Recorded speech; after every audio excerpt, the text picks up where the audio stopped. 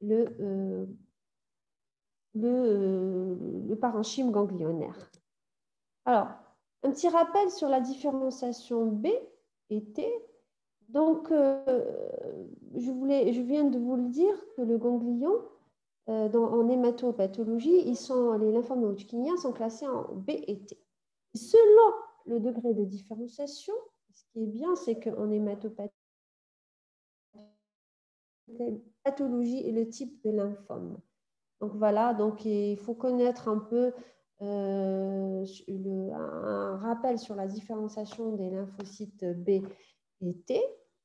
Donc nous avons d'abord les cellules naïves qui se développent au niveau de la moelle, qui va après migrer dans les tissus lymphoïdes périphériques, où elle va maturer quand elle sera en contact avec l'antigène. Elle aura à sa surface par la suite des plasmocytes. Et ces cellules vont tout d'abord aller dans le centre là, que je vous remontre là, le ganglion, qui est constitué ici d'un centre folliculaire, d'une zone du manteau et d'une zone marginale. Voilà, la centre germinatif ici, il est clair, il est d'aspect clair.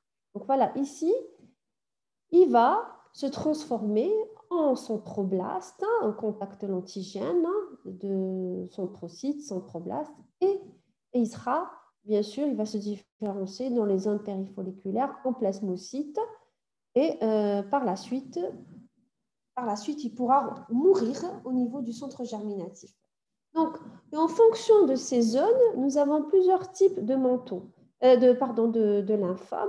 Ceux qui naissent du centre germinatif, comme le lymphome B folliculaire, également le lymphome de Hodgkin, et ceux qui naissent de la zone du manteau. Nous avons les lymphomes à cellules du manteau, lymphoïde B, et ceux qui sont post-germinatifs, ceux qui naissent de la zone marginale. Nous avons ceux de la zone marginale, le Waldenstrom, c'est le lymphoplasmocytaire, et également une partie des lymphomes B à grandes cellules. Quant aux lymphocytes T, vous savez, ils vont dans les organes lymphoïdes périphériques, donc où ils vont se différencier selon le TCR, en NK, T gamma delta, et bien sûr, ils vont et d'autres T et d'autres T, plusieurs types de T en fait, qui vont se transformer ou en T CD4 mémoire et effectrice, ou bien en cellules CD8 effectrices. Alors, sur le plan clinique, je ne vais pas m'attarder là-dessus parce que l'année prochaine, vous allez faire l'hématologie et ils vont vous attarder là-dessus. Le patient va venir chez vous pour un syndrome tumoral superficiel ou profond. Qu'est-ce que ça veut dire? Ça veut dire qu'il aura des ganglions, des adénopathies au niveau superficiel, par exemple au niveau du cou, ou profonde au niveau de l'abdomen. Ils vont avoir aussi un élargissement du médiastin et il va avoir des fièvres signes généraux. Il va vous dire que j'ai une fièvre non expliquée qui évolue plus de 7 jours, qu'il a maigri, qu'il présente des sueurs, et qu'il présente un syndrome inflammatoire inexpliqué et que même si vous lui faites les LDH sont élevés.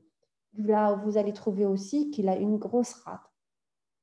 Ça, c'est au cas où il y a une atteinte ganglionnaire. Et s'il y a une atteinte extraganglionnaire, puisque l'atteinte ganglionnaire est la plus fréquente que l'extraganglionnaire, il y aura la symptomatologie selon l'organe atteint. Si l'organe atteint, c'est l'estomac, d'ailleurs c'est le plus fréquent des localisations extraganglionnaires des lymphomes.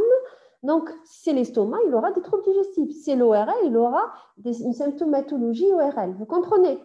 Donc voilà, selon le siège, il aura une symptomatologie selon le siège extraganglionnaire. Alors, l'étude anatomopathologique, quel est son rôle? Quel est le rôle de l'anapathe et du pathologiste et de pathologie parce que ça fait partie d'une spécialité en anapath qui s'appelle l'hémopathologie. Elle affirme le diagnostic. Donc, je vous ai dit tout à l'heure en introduction que c'est le diagnostic, c'est que anatomopathologie fait partie. Et c'est juste une partie du diagnostic. D'abord clinique, anapath, cytogénétique, immunohistochimique, moléculaire. Donc, l'anapath, elle va affirmer le diagnostic, elle va classer le lymphome selon son origine, c'est-à-dire B, T ou NK. On va établir le pronostic grâce à des marqueurs immunohistochimiques et ainsi guider la thérapeutique parce que chaque lymphome a une thérapeutique différente parce qu'il y a des lymphomes indolents, donc ils ont une chimiothérapie plus ou moins agressive que les lymphomes agressifs qui ont une chimiothérapie plutôt dure. Et on peut mettre en anapath de façon indirecte la présence d'altérations chromosomiques, comme là par exemple ALK ou la cycline D1. Par exemple, la cycline D1 qui est amplifiée au niveau du lymphome à cellule du manteau. Donc, on va éviter, par exemple, de réaliser une cytogénétique qui est coûteuse par rapport à l'immunohistochimie. On fait ce marqueur cycline D1, il sera positif, il sera exprimé dans le tissu tumoral, et on évitera de faire une cytogénétique qui est plutôt coûteuse. Également, ALK, qui est aussi une thérapeutique ciblée. Comment on fait? Par quels moyens on fait le diagnostic, nous les anapathes? Par une biopsie, voilà, qu'elle soit ganglionnaire ou bien, et nous préférons bien sûr toujours un ganglion entier, ou bien pour les autres localisations extraganglionnaires, on fera bien sûr des biopsies selon la localisation. S'il a des troubles digestifs, qu'en endoscopie, le patient fait des troubles digestifs, qu'est-ce qu'on va faire? On va, je répète l'explication de ALK et cycline D1. Oui, oui, bien sûr. Donc, pour ALK et cycline D1, donc, on peut les mettre en évidence en immunohistochimie, en anapath. La cycline D1 est amplifiée pour le lymphome à cellules du manteau, qui dérive de la zone du manteau du ganglion. Il y a un oncogène spécifique, c'est la cycline D1. Donc, nous, qu'est-ce qu'on fait? On fait un marqueur anticorps. Et quand il est exprimé en immunohistochimie, ça signe le diagnostic du lymphome à cellules du manteau. Donc, ça, c'est... Alors que la vérification directe, c'est cytogénétique. La cytogénétique va montrer que effectivement, il y a amplification de la cycline D1. Mais nous, déjà, on évitera un coût de réaliser une cytogénétique aux patients qui est coûteuse par rapport à l'immunohistochimie en anapath, et on fera la cycline D1, et puis voilà, elle sera positive, on dira lymphome à cellules du manteau, voilà, tout simplement. Donc, concernant, donc je vous ai dit, donc, je continue pour le diagnostic, les moyens diagnostiques, c'est les biopsies, donc, c'est un petit fragment. La biopsie, c'était le premier cours en anapath. La biopsie, on aura des autres localisations. Si le patient a des troubles digestifs et qu'à l'endoscopie, en fibroscopie, le gastro-entérologue va suspecter un lymphome digestif, il va faire une biopsie. S'il y a au niveau de la sphère ORL, on fait une biopsie. Voilà, une biopsie selon l'organe atteint. Voilà.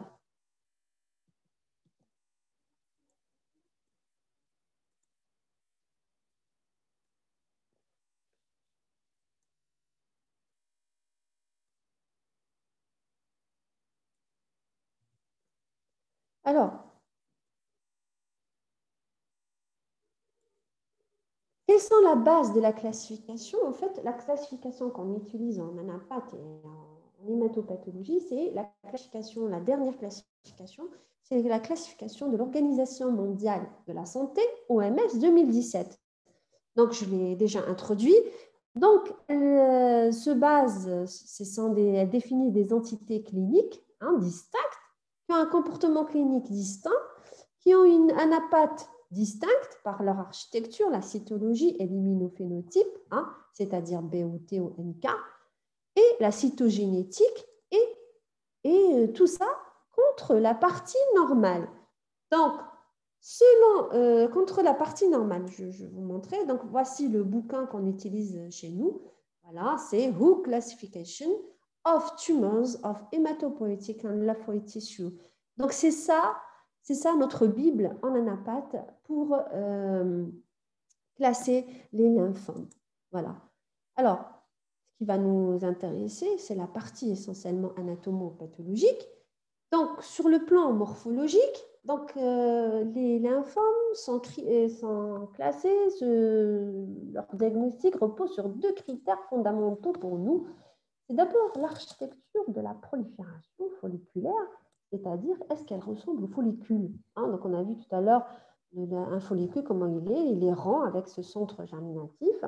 Donc, c'est ou bien des nodules, ou bien elle est diffuse, c'est-à-dire que cette architecture folliculaire, on ne la voit plus, elle est détruite. Et sur les caractères cytologiques des cellules lymphomateuses, petites et grandes cellules. Pourquoi? Parce que tout simplement, on va dire, les lymphomes B, essentiellement, sont classés en lymphome B à petites cellules et lymphome B à grandes cellules. Donc, vous voyez, ça, c'est des critères de diagnostic anatomopathologique. Donc, je répète, l'architecture nodulaire ou diffuse et les caractères cytologiques des cellules lymphomateuses, petites ou grandes. L'immunophénotype par la suite. Donc on commence d'abord, premier, c'est la morphologie. On va dire architecture nodulaire ou diffuse. On va dire cellules petites ou grandes. Ensuite, on va aller à l'immunophénotype, donc qui est l'examen essentiel pour classer les lymphomes. Si on ne fait pas les anticorps, l'immunohistochimie, donc rappelez-vous, c'est des anticorps dirigés contre les antigènes. Donc, on va classer ces lymphomes développés à partir des précurseurs B, T ou NK. Les principaux marqueurs lymphoïdes B, c'est CD20, CD119A, PAC5. Ils ont toujours une globine de surface parce qu'ils expriment BCR, de type IgM. Et nous avons aussi l'expression CD10, 23 IgD. La IgD, elle marque la zone du manteau selon le stade de différenciation. Le CD138 qui marque les plasmocytes et lymphomes à différenciation plasmocytaire. Quant au TNK, nous avons les marqueurs T que vous connaissez, 3, 2, 5, 7, le 4, le 8, ainsi que les marqueurs cytotoxiques, TIA1, granzyme B, perforine, les marqueurs folliculaires helper, TFH, et les lymphocytiques. Et il faut savoir juste que le lymphocyte TNK exprime le CD3 epsilon et le CD56. Je pense que vous avez déjà fait en immuno les marqueurs, la différenciation lymphocytaire. Alors, on utilise, hormis ces marqueurs basiques chez nous, qu'on a au CHU de Blida, donc nous avons également d'autres marqueurs, CD30. Tout à l'heure, je vous ai donné le cycline D1. Le CEMIC, CD30, il est également à visée diagnostique et thérapeutique. Donc, si on dit que ce lymphome exprime CD30, l'hématologiste derrière va rajouter une thérapie ciblée anti-CD30. Et il faut savoir que le CD20 aussi, dans les lymphomes B, c'est l'anticorps principal déjà, pour dire B. Et en plus, il y a une thérapie ciblée donc, qui est le rituximab que utilisent les hématos pour pour donner le traitement aux patients. Voilà. La cytogénétique et biologie moléculaire, quelques exemples ici. Lymphome folliculaire, il y a une translocation 14-18 et il y a un oncogène qui est exprimé, c'est en 80-90% BCL2. Et nous, en immunohistochimie, on le réalise. Si BCL2 est positif, on pourra faire le diagnostic de lymphome folliculaire. Le Berkit, là, le CEMIC n'est pas très utile en immunohistochimie, ça se fait surtout en cytogénétique. Et là, le lymphome à cellules du manteau, il y a une translocation 11-14 où, comme tout à l'heure, je vous l'ai expliqué, il y a cette expression de cette protéine au niveau tissulaire, la cycline D1 ou BCL1, et ça va éviter de faire une étude cytogénétique. J'espère que maintenant c'est clair. Le lymphome du Malte, qui est un lymphome gastrique, translocation 11-18. Et donc, dans cette condition, on a cette amplification de API2 MLT. Et tout à l'heure, je vous ai introduit le ALK, qui est également une thérapie ciblée qui est exprimée dans les lymphomes à grandes cellules T. Voilà, donc on en impacte, on réalise le ALK, le BCL2, cycline D1, et CMI, quand on le fait, c'est pour aviser pronostic dans les lymphomes à grandes cellules essentiellement. Donc, le but en troisième année, ce n'est pas de connaître tous les lymphomes, bien sûr, c'est surtout de savoir que les lymphomes sont classés en B, T ou NK. Donc, les principales hémopathies lymphoïdes B, il y en a plus que ça. Hein. Donc, nous avons les lymphomes B indolents, qui sont surtout des lymphomes à petites cellules. Nous avons le lymphome lymphocytique, qui est la leucémie lymphoïde chronique. Le lymphome lymphoplasmocytaire, c'est maladie de Waldenström. Le lymphome folliculaire, le lymphome de la zone marginale Malte. Donc, Malte, qui signifie que c'est situé au niveau des tissus où il y a le tissu de Malte, comme le digestif, le poumon, etc. Et nous avons les lymphomes B agressifs, qui sont lymphome B diffus à grande cellule, lymphome de Burkitt et lymphome à cellules du manteau. Même si le lymphome à cellules du manteau est un lymphome à petites cellules, il reste agressif sur le plan clinique. Donc voilà, ici, un centre germinatif et centriculaire. Et là, cette zone sombre, zone du manteau, et là, la zone marginale. Donc, vous avez des lymphomes qui vont naître de ce centre germinatif et qui vont exprimer un phénotype centrogerminatif. Et vous avez des lymphomes qui vont naître de la zone du manteau. Ils ont un phénotype manteau. Et ceux qui naissent de la zone marginale, ils auront un phénotype marginal. Donc, c'est pour ça que c'est la contrepartie, c'est la base de la classification. La contrepartie, c'est ce qui est bien en hématopathologie, c'est que la physiologie normale reflète la contrepartie tumorale. Voilà. Donc, un phénotype d'un ganglion normal. Donc, un ganglion normal, ici, il va marquer tout le follicule lymphoïde qui est là. C'est des follicules, des nodules là. Donc, je reviens. Vous voyez, ça, c'est un follicule. On dit nodule. Donc, rappelez-vous, pour classer les lymphomes, on dit architecture folliculaire ou diffuse pour faire le diagnostic. Le BCL2, il n'est pas marqué au niveau du centre germinatif. Il n'est pas marqué. Et s'il est marqué, c'est que c'est un lymphome folliculaire. Et parce que le lymphome folliculaire naît du centre germinatif. Et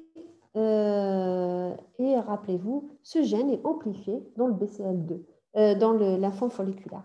Le CD23, c'est un marqueur des cellules folliculaires dendritiques. C'est des cellules macrophagiques helper qui sont situées au niveau du centre germinatif. Et nous avons les CD3 qui marquent les lymphocytes T du para-interfolliculaire. Le CD10 et BCL6 sont des marqueurs du centre germinatif. Voilà. Je vais vous donner l'exemple du lymphome B diffus à grande cellule. Quelques exemples, pas beaucoup pour vous à votre niveau. C'est le lymphome le plus fréquent en Algérie, malheureusement. C'est un lymphome agressif et il représente 30 à 40% de tous les lymphomes non-hodgkiniens. Et en Algérie, pratiquement, on a des statistiques au-delà des séries occidentales. Donc, voilà. Donc, lymphome à grande cellule. C'est quoi le lymphome à grande cellule? Voilà, on va voir.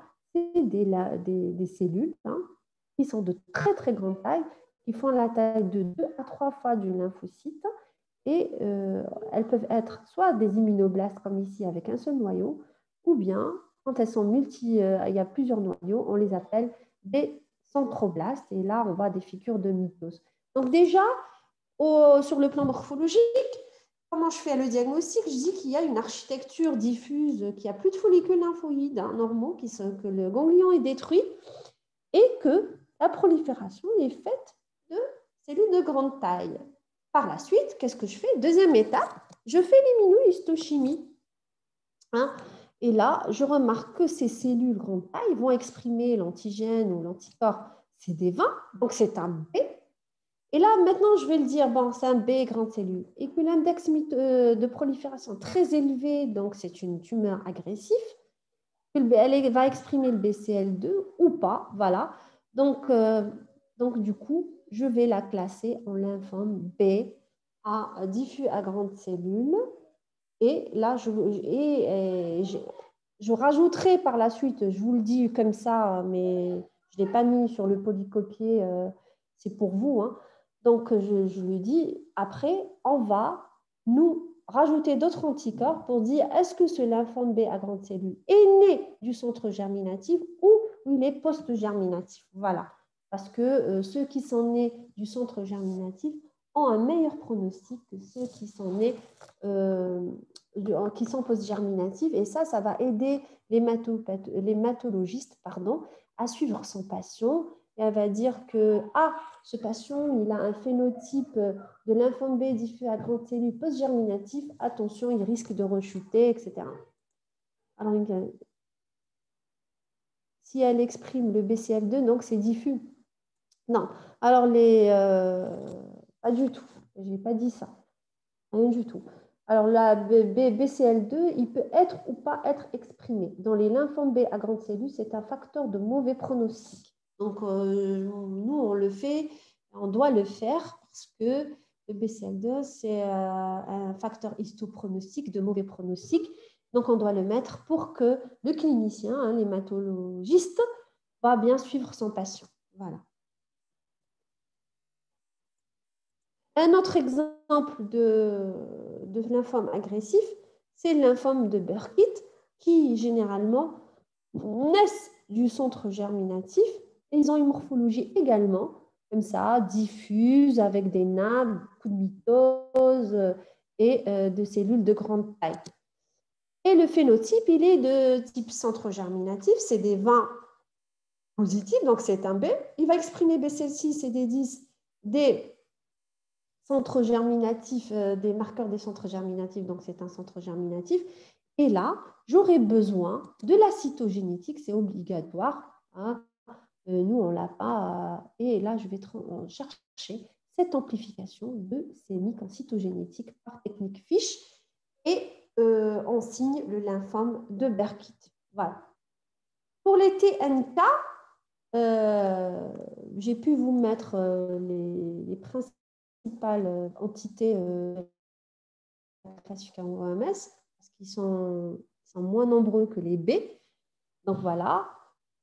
Le plus fréquent, c'est le lymphome T à grande cellule, c'est qui exprime CD30. Donc le lymphome T à grande cellule, donc voilà, c'est une architecture, voilà, ici vaguement nodulaire, en nappe, de cellules de grande taille, qui n'expriment pas le CD20. Donc ce n'est pas un B, mais qui va exprimer de façon diffuse le CD3. Donc c'est un T. Et il va exprimer le CD30. Le MA négatif va exprimer d'autres marqueurs comme le CD7, le CD2, le CD4, plus ou moins CD8. Donc je sais que c'est un T. Et il va même exprimer les marqueurs cytotoxiques TIA, bronzine B. Donc voilà, là je vais classer en lymphome T à grande cellule. Et je vais rajouter ici l'ALK, la protéine ALK. Si elle est exprimée, on le classe en lymphome T à grande cellule ALK+, si elle n'est pas exprimée, ALK-. Et rappelez-vous, je vous ai dit, l'ALK, c'est pour la thérapie ciblée, pour avoir un traitement. Voilà. Ça, c'était pour la partie lymphome non hodgkinien. Est-ce que vous avez des questions, s'il vous plaît? Il n'y a que 28 participants, hein. Je note bien. Très bien. Je continue par le lymphome de Hodgkin. Alors, il faut savoir seulement qu'en Algérie, le lymphome de Hodgkin est le lymphome le plus fréquent de tous les lymphomes, hodgkiniens et non hodgkiniens. Voilà. C'est pratiquement, je ne sais pas comment vous expliquer ça, mais pratiquement tous les jours au service, on fait un diagnostic de lymphome de Hodgkin. Alors, dans la classification OMS des lymphomes, que je vous ai montré tout à l'heure, on distingue deux maladies complètement différentes qui sont regroupées dans l'entité lymphome de Hodgkin, qui sont d'aspect clinique et évolutif complètement différents, de morphologie et immunophénotype des cellules tumorales différents et dans la composition de la réaction tissulaire. Donc, ils sont différents sur le plan clinique, anatomopathologique. Donc, c'est pour ça qu'ils sont distincts. Donc, nous avons le lymphome de Hodgkin à prédominance lymphocytaire nodulaire et le lymphome de Hodgkin classique. Donc, et c'est le lymphome de Hodgkin classique qui est le plus fréquent en Algérie. Il y en a 4 sous-types qu'on verra par la suite. Il faut savoir que le lymphome de Hodgkin parce qu'il a été décrit par un Britannique qui s'appelle Thomas Hodgkin en 1832. Le diagnostic de lymphome de Hodgkin est anatomopathologique. Comment? Par biopsie ganglionnaire et selon le siège aussi, médiastinal, enfin c'est le plus fréquent après, ou biopsie exérèse du ganglion. Donc on fait le prélèvement et on fait, nous, le diagnostic anatomopathologique. On va commencer par le plus fréquent, c'est le lymphome de Hodgkin classique, puisqu'il représente 95% des lymphomes hodgkiniens et 30% des lymphomes ganglionnaires. Et c'est le lymphome le plus fréquent en Algérie. Il y a 2 types de pics, enfants, adolescents, adultes, jeunes, et puis après, il y a la 4e et 5e décennie. En Algérie, j'ai même vu des Hodgkin jusqu'à l'âge de 70 ans ou plus. Alors, il y a une question. Le diagnostic multidisciplinaire ou anatomique pour le Hodgkin? Oui, il peut être multidisciplinaire, mais il est essentiellement anatomopathologique. Pourquoi? Parce que les autres entités, les lymphomes non hodgkiniens, on a besoin de la cytogénétique, de la biologie moléculaire et du comportement clinique. Contrairement au lymphome de Hodgkin, il est enfin, on va dire 80% anatomopathologique. Voilà, tout simplement. Voilà, parce que de plus en plus, avec les avancées de la biologie moléculaire, maintenant, toute la cancérologie actuellement et en 2021 sont classées selon le profil moléculaire. Et donc, de plus en plus, on a besoin de la biologie moléculaire. Voilà. Et c'est grâce à ça qu'il y a eu ces nouvelles entités. Oui. Merci. Très bien. Alors, son origine, il est d'origine B au stade centrofolliculaire et les cellules T, hein, c'est des cellules T post-thymiques. Voilà. Alors, sa définition, elle est histologique. Voilà. Vous voyez, le lymphome de Hodgkin, sa définition, elle est histologique. C'est quoi? C'est un petit nombre de cellules tumorales, qui sont les cellules de Ristenberg, cellules de Hodgkin, cellules lacunaires, on verra toutes les cellules, dans une abondante population réactionnelle polymorphe. C'est-à-dire, il y a un granulome inflammatoire riche en polynucléaires, neutrophiles essentiellement aussi, éosinophiles, plasmocytes, histiocytes, lymphocytes. Dans ce granulome inflammatoire, on va rencontrer ces cellules de Ristenberg et de Hodgkin. Voilà. Alors, Thomas, ici, on a cellules de Ristenberg. C'est quoi? C'est une cellule binucléée. Hein. On dit que c'est des cellules en œil de hibou. Hein. Je ne sais pas si vous arrivez à bien voir. Parce que voilà, on a ce nucléole basophile rouge hein, avec un halo clair. Hein, et puis là, c'est ces 2 yeux qui me regardent. Donc là, je sais que c'est des cellules de Ristenberg, là, ici à plus fort grossissement. Ici, c'est une cellule de Hodgkin. Voilà. Voilà. Donc, la localisation des lymphomes de Hodgkin, 90%, elle est ganglionnaire. C'est surtout des ganglions superficiels, axillaires, susclaviculaires, inguinaux, rarement épitrochléens, et profonds, médiastinaux, lambo-arctiques, rarement hypogastriques mésentériques. Donc, le patient va généralement jeune, hein, un enfant, un adolescent, hein, un sujet de moins de 30 ans. Moi, déjà, quand je vois l'âge, 20, 23 ans, ganglion, je pense tout de suite au Hodgkin, d'autant plus qu'il est fréquent chez nous. Donc, il arrive chez le clinicien ou chez le médecin. Quand il va palper, il va lui trouver qu'il a un syndrome tumoral superficiel et profond. Syndrome tumoral superficiel, c'est-à-dire qu'il y a des ganglions cervico-axillaires, susclaviculaires, inguinaux, voilà, qu'on palpe superficiellement, et profond qu'on n'arrive pas à tout voir, c'est médiastin. Et on a également des localisations extraganglionnaires, rate, foie et la moelle osseuse. Généralement, les Hodgkin ont souvent une splénomégalie, aussi rarement thymus amygdale, anneau de Waldeyer. Et on a aussi extension par contiguïté à partir des ganglions dans la peau, le muscle, le poumon, l'intestin. Voilà. Quand ils vont aller là-bas, on sait que que le ganglion déjà est atteint. Donc, j'ai déjà parlé de la clinique, donc syndrome tumoral superficiel et profond, avec un médiastin large, une grosse opacité médiastinale qui peut donner un syndrome cave et que les patients n'arrivent même pas à respirer. Et puis, les patients arrivent chez vous, ils vont vous dire qu'ils ont une température élevée, sans étiologie, hein, depuis 8 jours, avec un amaigrissement, comme pour les lymphomes non hodgkiniens, des sueurs nocturnes abondantes, et vous avez une biologie qui va avec, très perturbée. Ils sont classés, donc voilà, c'est l'objectif de ce cours aussi, c'est que vous sachiez les sous-types histologiques du lymphome de Hodgkin classique, qui est le lymphome le plus fréquent en Algérie. Donc, nous avons donc la classification OMS. Maintenant, je trouve un granulome inflammatoire, je trouve des cellules de Ristenberg et de Hodgkin et d'autres cellules tumorales. Après, je vais classer ce lymphome de Hodgkin en 4 sous-types selon la classification OMS 2017. Scléronodulaire, type cellularité mixte, type riche en lymphocytes, type déplétion lymphoïde. Alors, scléronodulaire. Normalement, déjà, vous pouvez. Sclérose, c'est la fibrose. Nodulaire, c'est-à-dire que c'est des nodules. Voilà. Donc, c'est le plus fréquent. Le plus fréquent sous-type en Algérie. Et voilà, c'est quoi? C'est une fibrose annulaire, donc une architecture annulaire. Donc, il y a une fibrose et on a ces cellules qui sont là. Le type acellularité mixte, c'est le deuxième le plus fréquent en Algérie.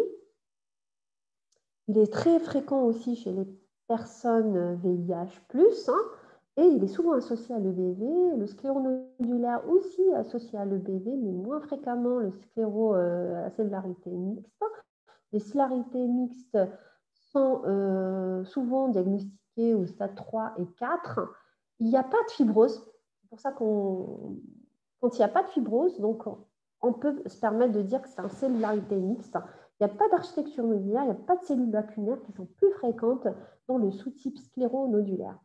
Le type riche en lymphocytes, comme le dit son sous-type, c'est-à-dire qu'il n'y a presque pas de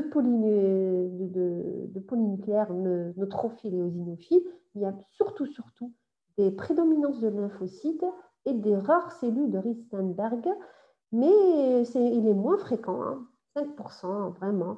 Alors, celui de déplétion lymphoïde, que signifie déplétion? Ça veut dire qu'il n'y a plus de lymphocytes. Dans un ganglion, il n'y a plus de lymphocytes. Et donc, il y aura tellement de cellules tumorales que ça va donner un aspect sarcomateux. Et ce sous-type est également très, très fréquent chez les patients VIH. Donc, on a beaucoup de cellules tumorales. Donc, c'est une forme très diffuse du lymphome de Hodgkin classique. Alors, sur le plan macroscopique, là, on prend un ganglion. Ça, c'est un gros ganglion, hein, cervical, avec une capsule très épaisse. hein, et on voit ici, on voit déjà de la fibrose. Hein, vous voyez, cette fibrose qui délimite ces nodules. Voyons, voilà. C'est délimite ces nodules. Donc voilà. Et généralement, le patient va subir d'abord une cytoponction. Une cytoponction, hein, qui est un diagnostic, rappelez-vous, la cytologie, un diagnostic seulement d'orientation et non pas de diagnostic définitif qui est établi en histologie. Et là, on voit déjà cette cellule de Ristenberg, hein, ce œil de hibou. Et puis par la suite, en histologie, on voit ce granulome inflammatoire. Là, vous avez les polypierres eosinophiles avec ces cytoplasmes riches en granules éosinophiles. Et on a cette cellule de Ristenberg, hein, là, ici également, qui est en train de nous dire coucou. Voilà. Ici, un sous-type scléronodulaire, donc vous voyez une fibrose, hein, voilà. Ici, une cellule de Hodgkin. Une cellule de Hodgkin, c'est quoi? C'est en fait, si on prend une cellule de Ristenberg qui est binucléée, donc quand on la divise en deux, donc il reste un. Et là, les cellules lacunaires, voilà, les cellules lacunaires, c'est des cellules qui ont un cytoplasme clair, hein, qui ont un cytoplasme clair. Rappelez-vous, elles sont plus abondantes, elles sont plus abondamment retrouvées dans le sous-type scléronodulaire. Voilà, le type scléronodulaire. Donc voilà, cette fibrose, hein, qui délimite des nodules. Et dans ces nodules, il y a ce granulome inflammatoire et des cellules de Ristenberg. Le sous-type cellularité mixte, donc on a ce fond très très inflammatoire et on a ici des cellules, ici de Hodgkin, ici de Ristenberg. Voilà, le scléronodulaire, cellularité mixte, le riche en lymphocytes, ici riche en lymphocytes, il y a essentiellement que des lymphocytes et pratiquement pas de éosinophiles et neutrophiles. Ici, déplaçant lymphoïde, pratiquement il n'y a plus de lymphocytes, on n'a que des cellules tumorales et ça donne un aspect très sarcomateux et ça, rappelez-vous, se passe essentiellement chez le VIH. Pour les immunophénotypes, ces cellules vont exprimer deux marqueurs principaux. Essentiellement, pratiquement, pratiquement 100%, c'est le CD30. CD15 dans 85%. Elles sont CD45-, ALK-, et elles sont CD20, rappelez-vous quand même, son origine, c'est lymphome B centrofolliculaire, mais il n'est pas tout le temps exprimé. Voilà. Et dans 50%, on a la protéine de latence LMP1 de l'EBV qui est exprimée. Donc, nous, on la recherche systématiquement parce que, comme c'est un marqueur de mauvais pronostic. Et quand il est le BV exprimé chez l'enfant, c'est un facteur de bon pronostic. Quand il est exprimé chez un adulte, pas adulte jeune, c'est un sujet plus âgé, c'est un sujet de un mauvais pronostic. Donc lymphome de Hodgkin classique est souvent associé à lymphome de Hodgkin dans pratiquement 50%. Et surtout, je vous ai dit, c'est le type cellularité mixte. Hein. Ensuite, le scléronodulaire, le riche en lymphocytes à 10%. Hein. Et voilà. Et dans les pays en voie de développement, pratiquement 100%. Et dans les VIH, il y a 100%. Donc voilà le mini-marquage, comment ça donne, hein, cellule Ristenberg et cellule de Hodgkin. Cette présence CD30 qui est cytoplasmique avec un renforcement golgien, ici de CD15. Voilà. Ça, c'était pour le lymphome de Hodgkin classique qui est très fréquent. Maintenant, le lymphome de Hodgkin à prédominance lymphocytaire nodulaire, qui est le deuxième sous-type de lymphome de Hodgkin, représente 5%. Il est rare, extrêmement rare. C'est ce qu'on appelle le paragranulome nodulaire hodgkinien de Popema et Lennert. On l'appelait comme ça. Jusqu'à maintenant, il y en a beaucoup qui l'appellent toujours un Popema. Parce qu'il a été décrit par M. Popema et Lennert, qui sont des anatomo-pathologistes américains. Alors, c'est quoi? Lui, c'est une néoplasie, c'est un lymphome B indolent. Voilà. Le monoclonal, c'est une néoplasie monoclonale B, d'architecture nodulaire ou nodulaire diffuse.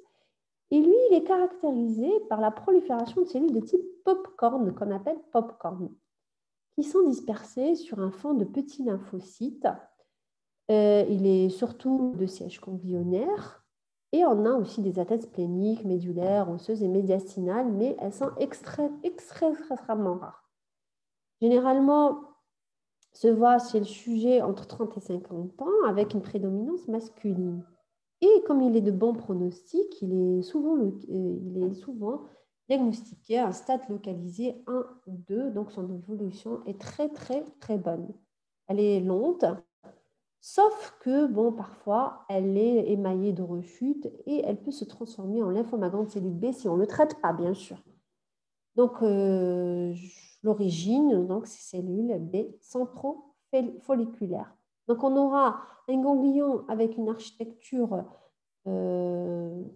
totalement détruite, avec des macronodules, ce qu'on appelle un aspect muté. Et nous aurons des cellules d'abord non tumorales, donc on a des immunoblastes, des anthroblastes, des cellules dendritiques, des cellules épithéloïdes, des histiocytes, petits lymphocytes, et surtout pas de polynucléaires neutrophilo-eosinophiles, contrairement au lymphome de Hodgkin classique.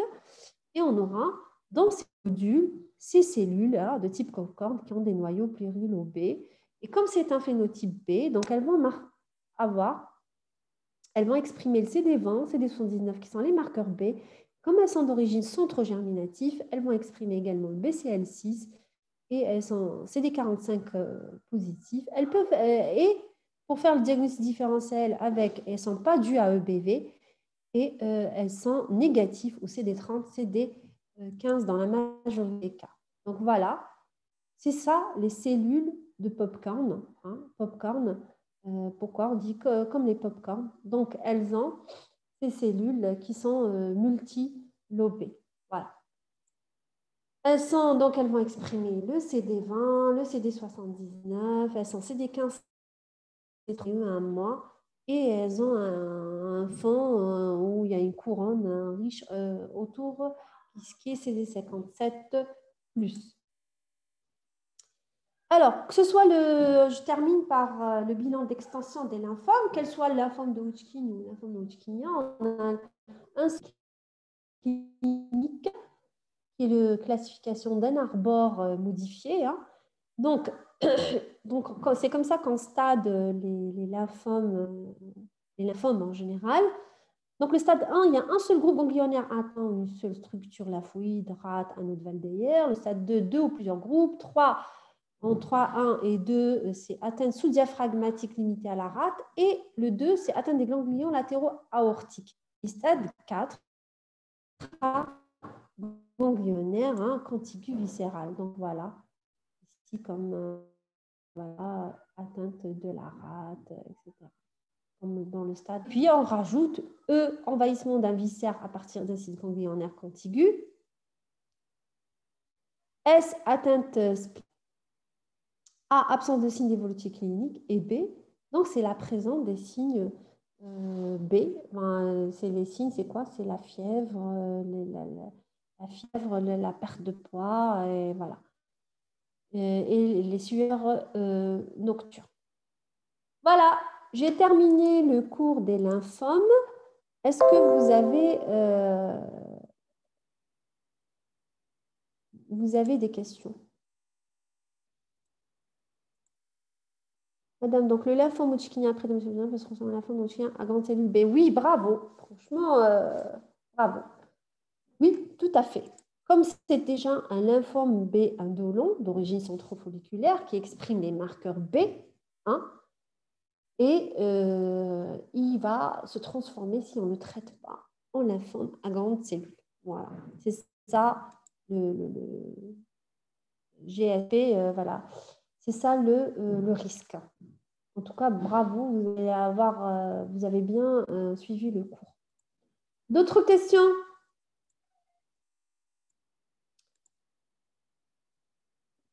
Alors, si vous n'avez pas d'autres questions, je vais arrêter le cours.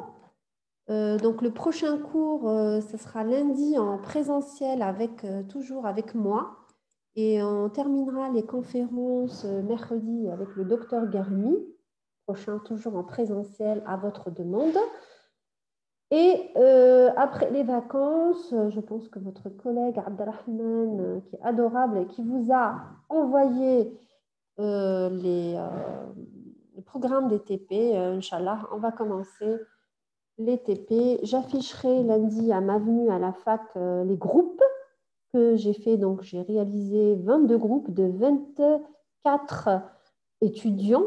Et s'il vous plaît, venez avec vos masques. Ça, j'ai oublié de le noter. C'est obligatoire. Le port de masque est obligatoire. Pour le TP, donc, il va regrouper pratiquement les 3 TP. Donc, un aspect macroscopique et des projections de cas réels et les plus fréquents que vous allez, qui sont pour un futur généraliste très important. Voilà, ça c'était notre choix. Madame, s'il vous plaît, le TP noté veut Madame, dire que... Oui, oui, madame, oui, il sera noté. oui, le TP, il y aura des questions TP à l'examen. Voilà. Et vous aurez un fascicule de TP, On Inch'Allah. doit apprendre tous les cours, madame. On doit apprendre quels les cours. Oui, oui, oui, tout à fait.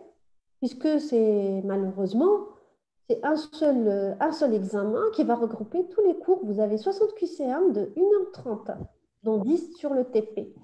Voilà. Parce Vous êtes que c'est un obligé peu d'apprendre tous les chargé. cours. On vient Pardon? parce que les cours c'est trop parce que les cours c'est trop détaillé.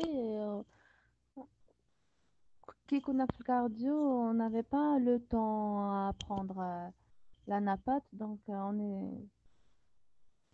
Mademoiselle, on est un peu comme ça. moi, ça ne me regarde pas du tout. Franchement, que vous n'ayez pas. L'anapathe, c'est très, très important, vous voyez. C'est plus important, vous le verrez avec le temps. Vous irez en quatrième année, vous rencontrerez l'anapathe. En cinquième année, l'anapathe. La sixième année, l'anapathe. En internat, vous verrez l'anapathe. Vous serez résident, vous tournerez en anapathe. Donc, vous voyez, donc, ça ne me regarde pas que vous ayez beaucoup de cours de cardiologie que vous allez refaire l'année prochaine, Inch'Allah, en cardiologie, je ne sais pas, avec la refonte. Mais là, ça ne me regarde pas du tout. Moi, le plus important pour moi, c'est que les cours se sont déroulés, que j'ai réussi à vous faire des TP et qui seront de très bonne qualité et que ce sera une première à l'université de Blida, à la faculté de médecine de Blida, et que vous me dites que c'est trop, franchement, mademoiselle, alors là, vraiment, ça me dépasse. Voilà, ça me dépasse. Franchement, ça me dépasse.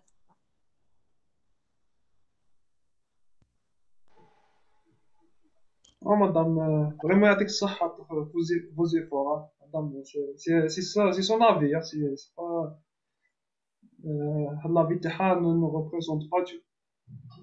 Ben oui, parce que franchement, de dire que c'est trop, vous voulez que je vous oriente.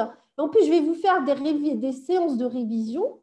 Donc, la première semaine, donc je vais programmer ça avec Abdelrahman.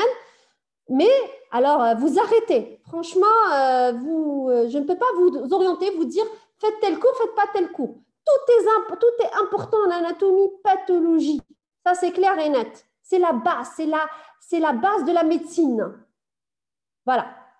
Je l'ai déjà dit au premier cours, je ne vais pas le répéter. Voilà, c'est clair et net. La quatrième année, vous ferez de l'anapathe en gastro, en pneumo, vous ferez toujours de l'anapathe. Ça, c'est clair. Elle ne vous quittera jamais, l'anapathe, toute votre vie, à moins que vous restiez généraliste. C'est clair et net. Voilà. Bon, je vous remercie. À bientôt. Merci, madame. S'il vous plaît, envoyez-moi le site de ce cours. Oui, bien sûr. Merci. Au revoir.